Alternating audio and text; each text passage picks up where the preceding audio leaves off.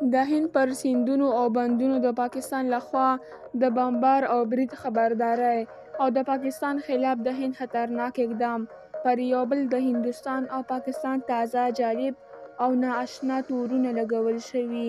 درنو لیدونکو ستړي مه شئ. د پاکستان دفاع وزیر وایي که هند د اوبو د بندولو لپاره تاسیسات جوړ کړي نو دوی به یې ویجاړ کړي.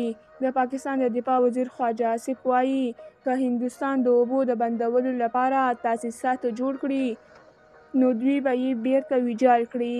خواجه آصف له پاکستاني رسنۍ جیو نیوز سره په خبرو کې ډیره کړې. د سیند د اوبو له تړون سرغړونه اسانه نه ده. دا به د پاکستان پر وړاندې د جګړې اعلان وي.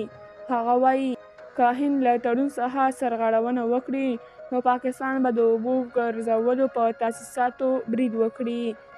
د پاکستان جیو نیوز رسنۍ د خپلو امنیتي سرچینو له خولې ویلي چې هندي ځواکونه پلان لري هغه پاکستانیان چې په ناقانونه ډول یې نیولي د اشغال شوي کشمیر په سیمه کې د چلیي نښتو په نوم ووژني. د سرچینو په وینا لږ تر لږه 50 پاکستانیان دا مهال بیرته د قانوني بهیر څخه د هند په زندانونو کې بندیان دي.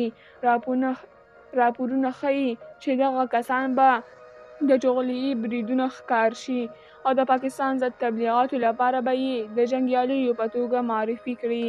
دا په داسې مهال کې ده چې په دې وروستیو کې د پهلګام له پیښې وروسته د پاکستان او هند ترمنځ تاوتریخوالی زیات شوی دی. درنو لیدونکو له ملتیا مو مننه.